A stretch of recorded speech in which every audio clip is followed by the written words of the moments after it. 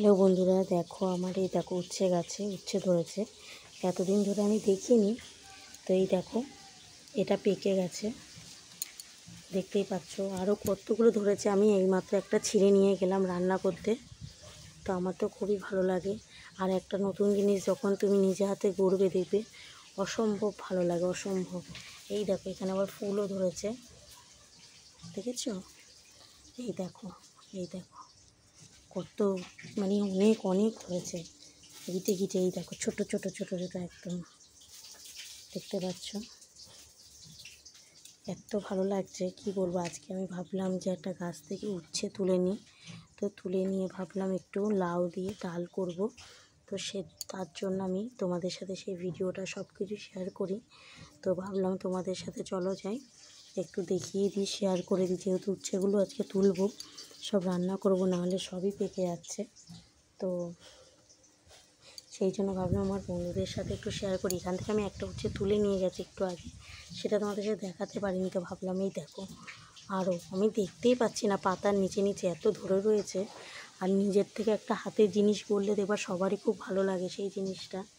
তো খুব ভালো লাগছে আমার। অলরেডি আমার কাছে উচ্ছেটা আমি তুলে নিয়ে কেটে ভাজা আরম্ভ করে দিয়েছি গাছের থেকে এনে। তো উচ্ছেটাকে আমি দেখো নুন হলুদ দিয়ে একটু ভেজে নিচ্ছি।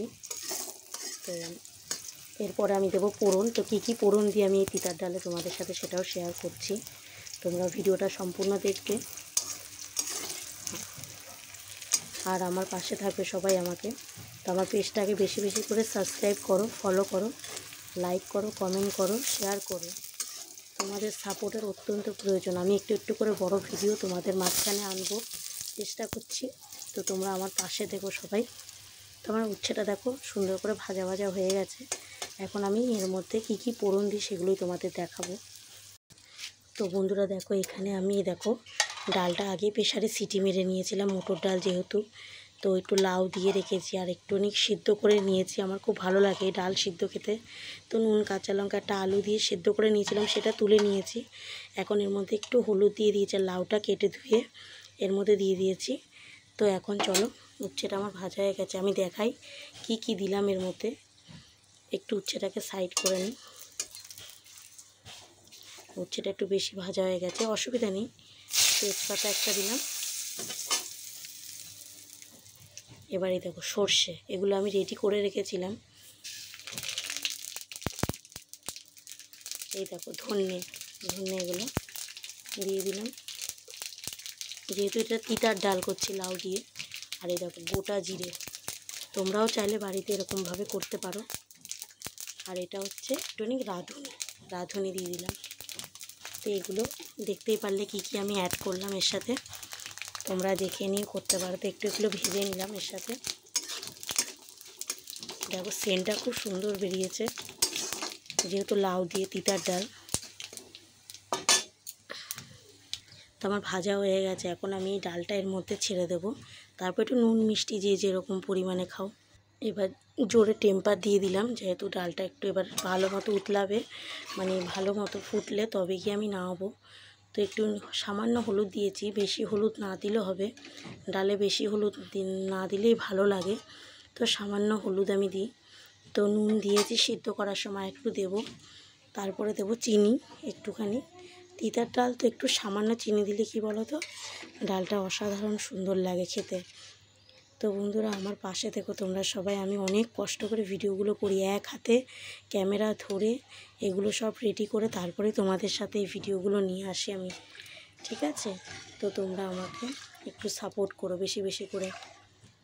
তো চলো, আর এই রান্নাটাও করব। তো পারলে তোমাদের সাথে শেয়ার করব, না পারলে কিছু করার নেই। এটা বলে কাঁচা লঙ্কার ঝোল, এটা কালো জিরা আর কাঁচা লঙ্কা, কিচ্ছু না। আর নুন মিষ্টি হলুদ দিয়ে আমাদের মধ্যে আছে, যেহেতু শনিবার নিরামিষ, তো আমাদের মধ্যে এটা খুব খাই আমরা। নিয়ে এটা কোনো আদা জিরা বাটা দেবো না, নিরামিষভাবে এটা রান্না হবে, শুধু কালো জিরা আর কাঁচা লঙ্কা চিড়ে শুধু। এটা বলে কাঁচা লঙ্কার ঝোল।